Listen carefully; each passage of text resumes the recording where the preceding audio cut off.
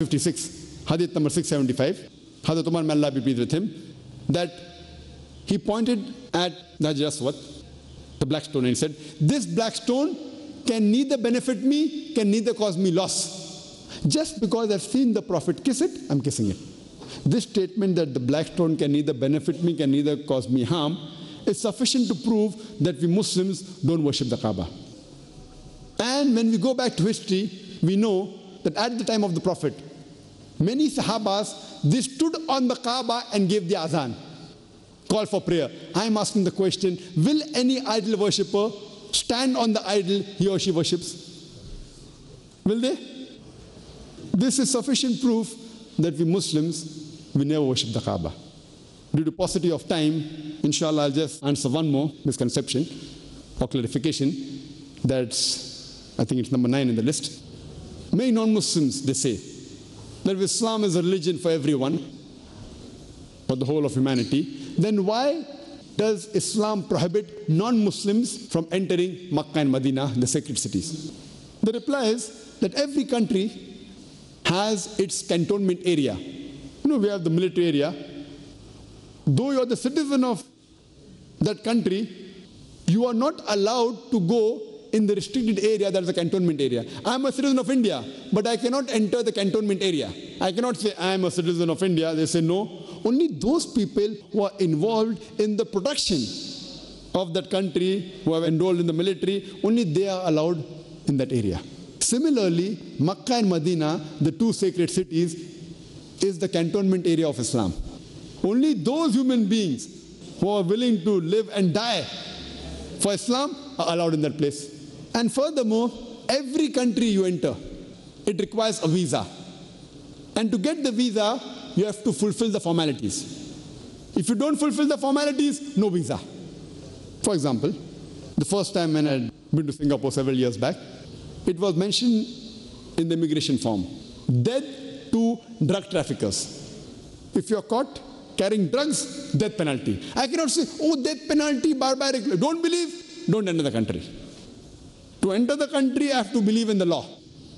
To get visa of USA, you have to answer several questions. And after 9/11, it has become more difficult.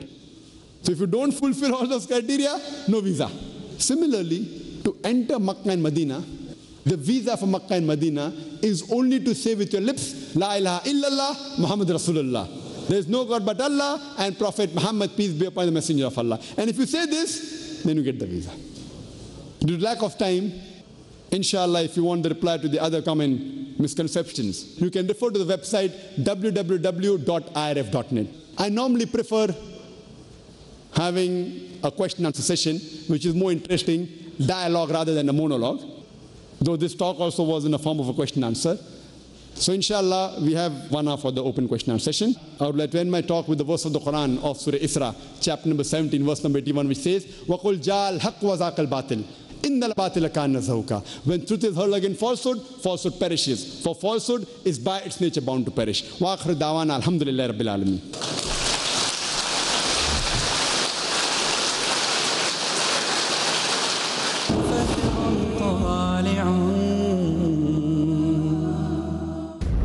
Prophet sallallahu alaihi wasallam said, "Al-Iman, faith is that you believe in Allah. Divine guidance for human beings. Believing in the angels, believing in the books that were revealed by Allah. Believing in the prophets, Obligatory, mandatory, compulsory. and that you also believe in the last day. And number 6, that you have to believe in the Qadr. Abu Usama al-Dhahabi. Welcome to Islam 101, a program in which we're going to do our best to give a clear and concise understanding and explanation about the basics of the religion of Islam, its tenets, its beliefs, its practices. Discover the dynamism of Islam embedded in divine directives for its believers in Islam 101. Today at 5 p.m. and repeat telecast at 3:30 a.m. Saudi Arabia on Peace TV.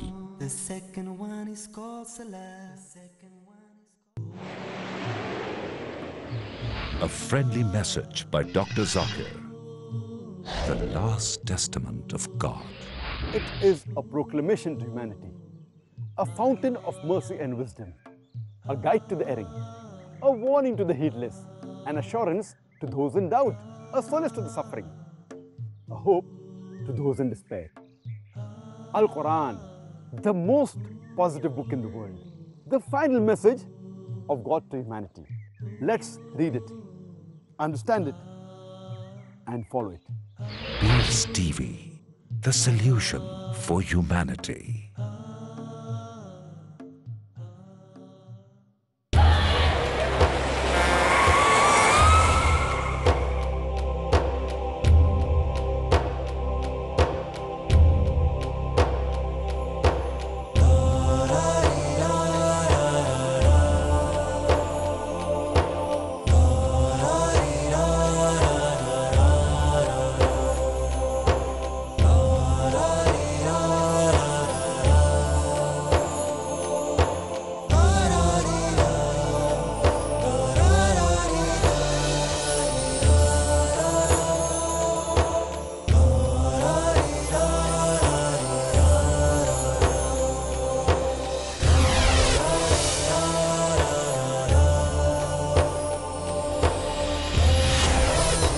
Peace TV English, the solution for humanity.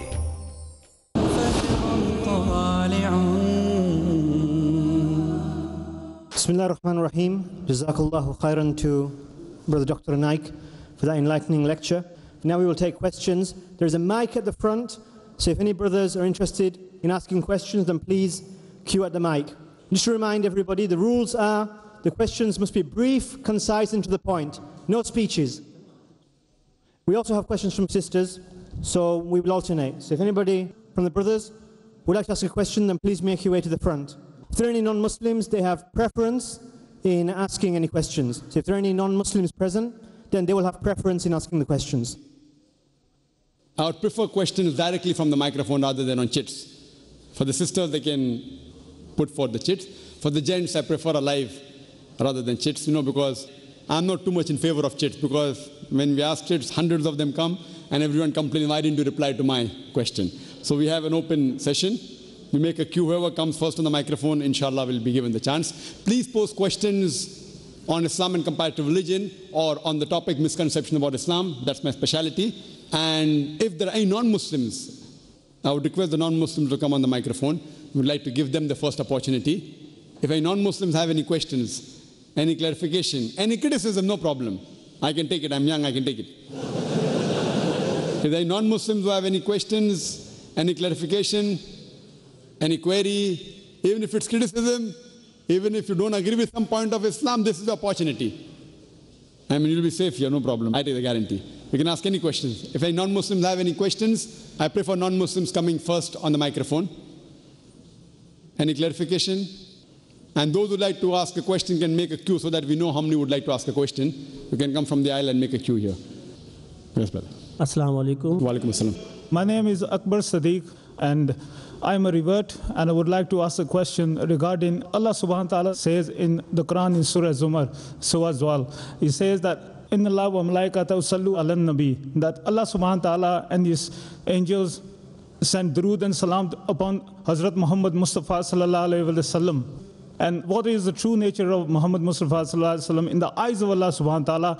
There's a question, it's got a verse of the Quran, it says from Surah Zumar, if I'm not mistaken, it's from Surah Ahzab, chapter number 33, verse number 56, that we have to send blessings, the angels and all of us have to send blessings on Muhammad sallallahu alaihi wasallam. The brother asked the question that what was the nature of Prophet Muhammad, peace be upon him.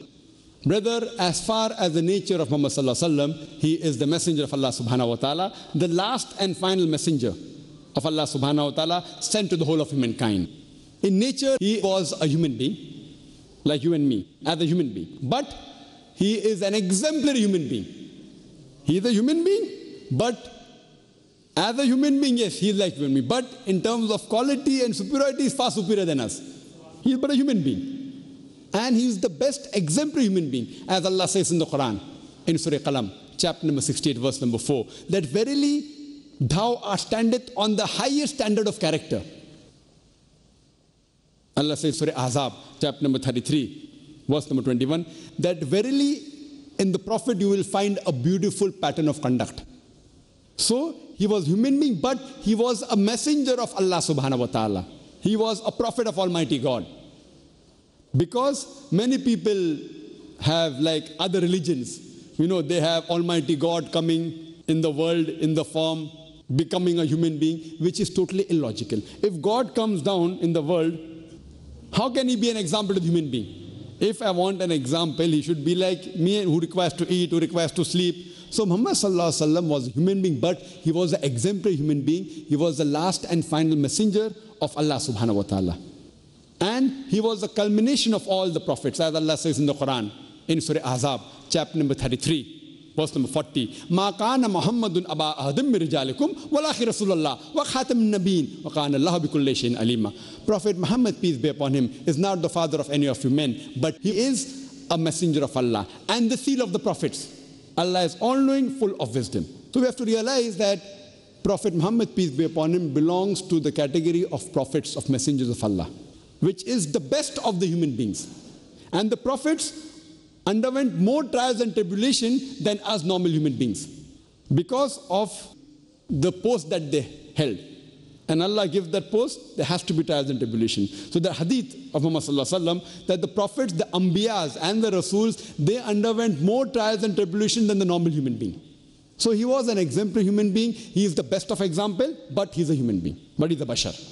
Alhamdulillah, summa alhamdulillah. The person who after Allah subhanahu wa ta'ala, if we love, we follow, we are ready to die, is Muhammad sallallahu alaihi wasallam. But he is a messenger of Allah and the best exemplary Muslim. Hope that answers the question. The question is regarding the London bombings. What advice would you give to Muslims living in the West after the bombings, and is it allowed for a woman to take her hijab off? There are two questions posed. What is the advice after the London bombing that took place just last month, and regarding the fatwa given by a Muslim that the hijab should be taken off? As far as the first question is concerned, we normally find Muslims on two sides when I keep on traveling. One group saying, what happened is totally wrong, absolutely wrong, and they condemn. Other group, totally right. And we find I am a person who believes that we should take the middle part. My reply is that what happened in London last month, where more than 50 innocent human beings were killed, more than 50, killing any innocent human being is haram. Allah says in the Quran in Surah Ma'idah, chapter number 5, verse number 32, if anyone kills any other human being, unless it be for murder or for creating corruption and mischief in the land, it is as though he has killed the whole of humanity. Quran says any human being kills any other human being, whether Muslim or non-Muslim, whether he kills a Hindu, Jew, Christian or Muslim, it is as though he has killed the whole of humanity. And if anyone saves a human being, it is as though he has saved the whole of humanity. So more than 50 innocent human beings were killed. That act should be condemned. We find many of the Muslim organizations, head, scholars, America, front page, UK, we condemn that, we condemn that. Alhamdulillah, what they said is right. But I feel it's incomplete. I agree what happened in London was wrong. It's against Islam. We condemn it. We even condemn what happened in 9/11, World Trade Center. More than 5,000 people were killed. But we don't stop there. We also condemn the thousands of people killed in Afghanistan. We also condemn thousands of people killed in Iraq in the same breath. Why have double standards? We also condemn the thousands of people killed in Gujarat. What unfortunately has happened that we Muslims have become apologetic. I don't like using the word, but we have lost all the vigor, what you call important. Why are we afraid? What is wrong, we condemn it, but why double standards? Why double standards? Here, in fact, we don't even know who did it. We don't know who did it. Why, when the media portrays Islamic terrorism, Muslim terrorism, see what happened, Irish, who calls it as Catholic terrorism? Does anyone call it Catholic terrorism? It is Catholicism. They are by Catholics, but they are not called as Catholic terrorism. Any Muslim does it? Muslim terrorist. The media picks up black sheep of the community and they portray as those exemplary Muslims. We have black sheep in the community. I'm not trying to support. We have. But imagine the person who killed maximum human being in the world. Who was he? Who? Hitler. 6 million Jews. 6 million. Do we say that Christianity says we should kill 6 million Jews? Mussolini, who was he? He was a Christian. When the media says, you should put a ban to madrasa. Madrasa, because madrasa creates violence, it trains people to kill other human beings. Which madrasa did Hitler go to? Which madrasa Mussolini went to? Which madrasa? So here what happens, that we should realize that we should speak the truth. What is wrong is wrong.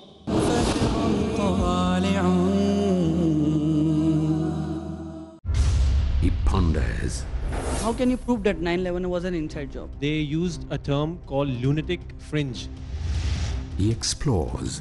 Soha made a comment. Shah Rukh Khan made a comment. This is regarding Kabir Khan. He scrutinizes.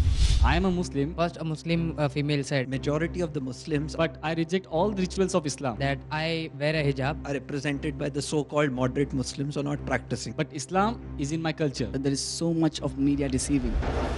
He unfolds. I would like to have your comments. I just wanted to ask, what's your comment on that? So I would like you to comment on this. Meet Dr. Zakir Naik, who exposes the truth. So when you see a TV talk show, you have to keep in mind that what is the integrity and the intention of the producer and the moderator. Because if you doubt the intention of the producer and the moderator and the integrity, what you see finally on the television, in the TV talk show or the panel discussion can be edited. Watch TV talk shows and analysis in Crossfire tomorrow at 8:30 p.m. and repeat telecast at 10 a.m. Saudi Arabia on Peace TV. Dr. Jafar Idris. Historically authentic, no ambiguities or contradictions, friendly to science and reason, no factual errors, in spite of the vast increase in knowledge through 1400 years. Islam is the only true religion. True Religion every Tuesday at 5:30 p.m. and repeat telecast at 4 a.m. Saudi Arabia on Peace TV. Allahu Akbar, Allahu Akbar. It is easier to practice Islam with a better understanding. A systematic and simplified approach would eliminate confusion. So join me as I discuss the practical yet simple steps to understand Islam. Join Haitham Al-Haddad in Principles of Understanding Islam next on Peace TV.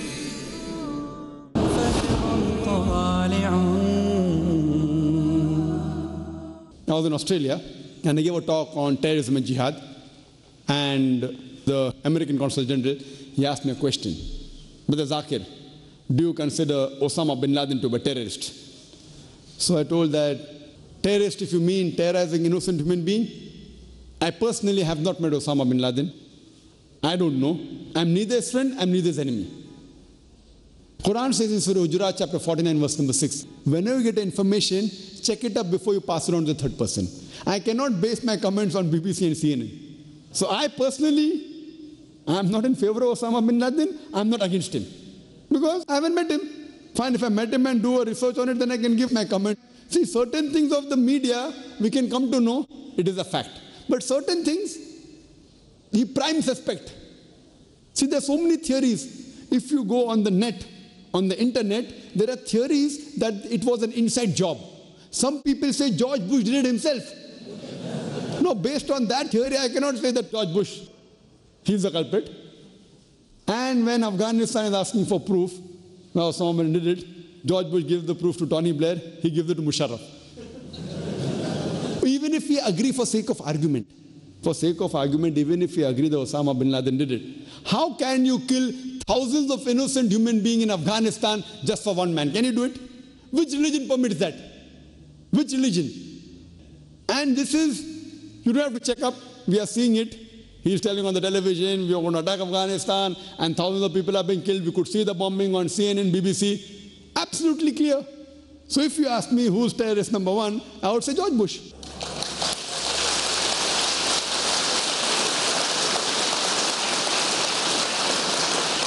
And it came as headlines in the Australian newspaper. Dr. Zakir Naik calls himself a fundamentalist Muslim and says terrorist number one is George Bush.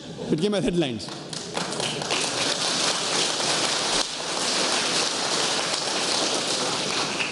I was giving this talk a couple of years back in London, and there was a youngster. I don't want to name from which group he was.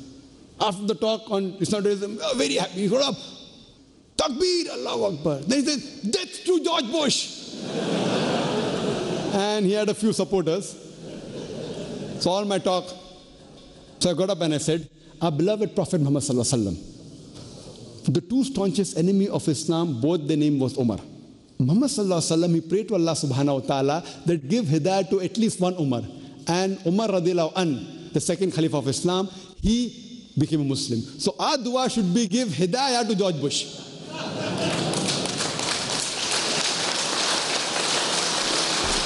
See, the problem with us Muslim is we open our mouth and we don't know how to open our mouth.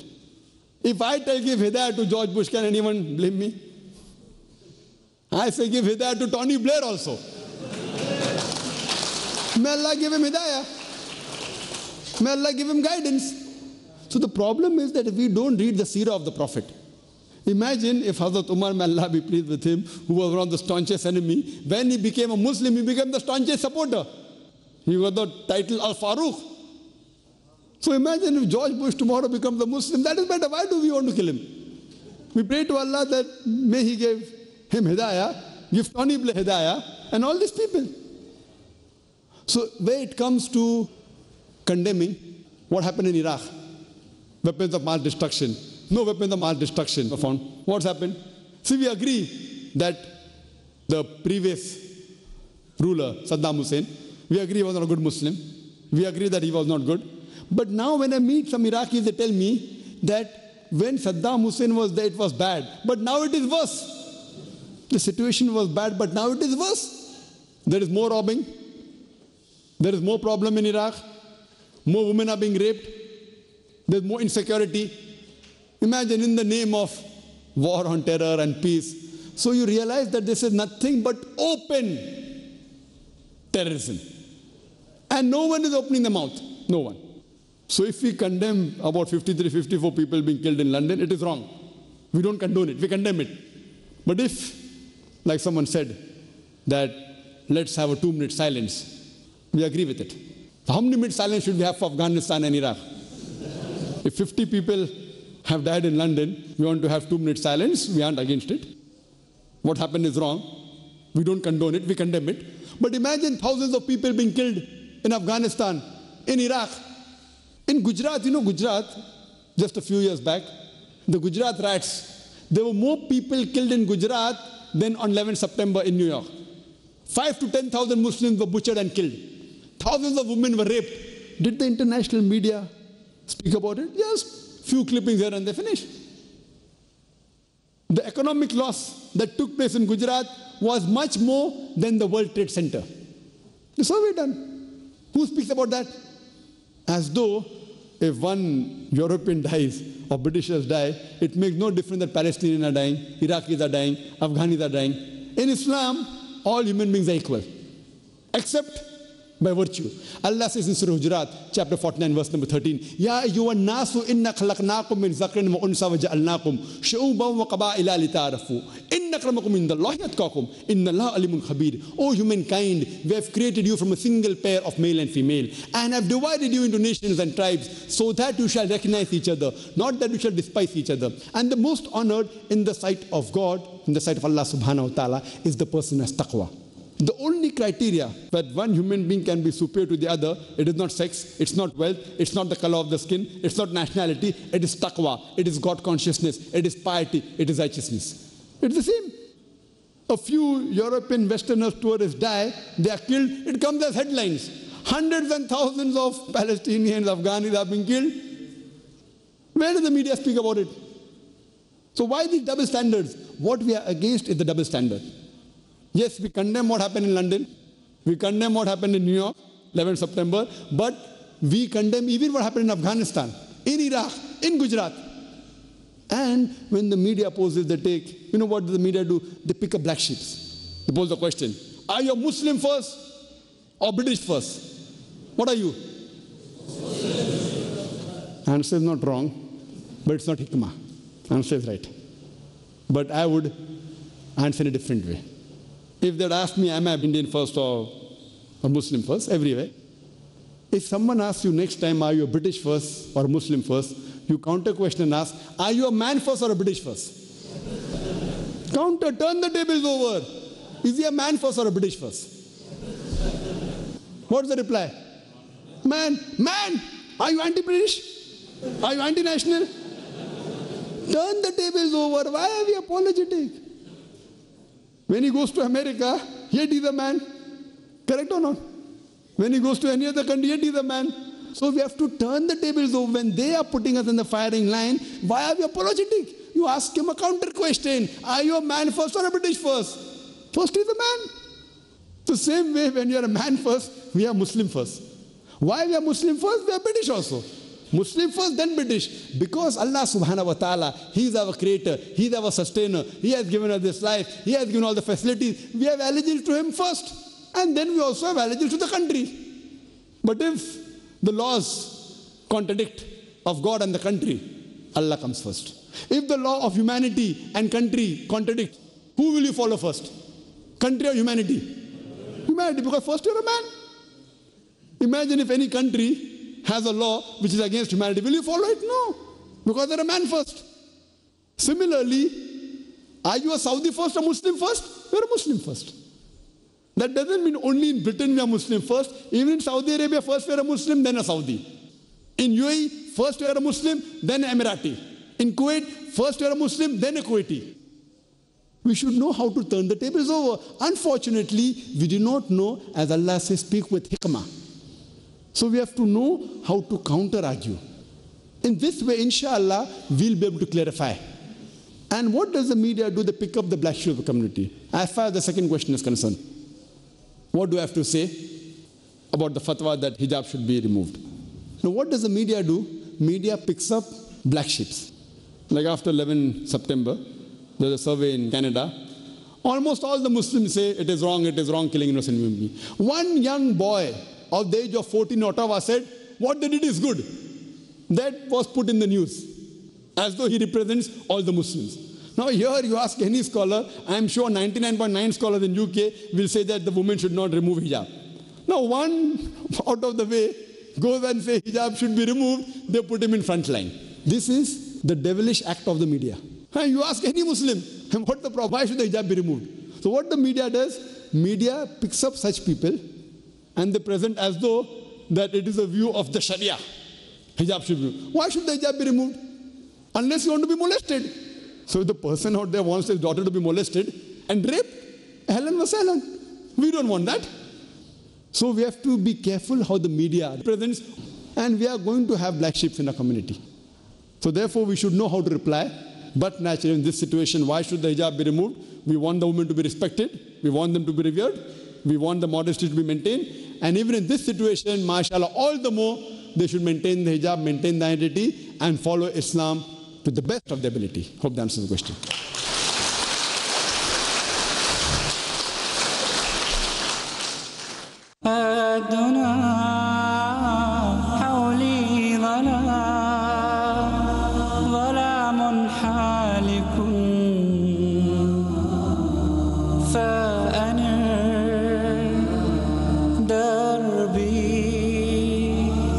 وبدل ظلمتي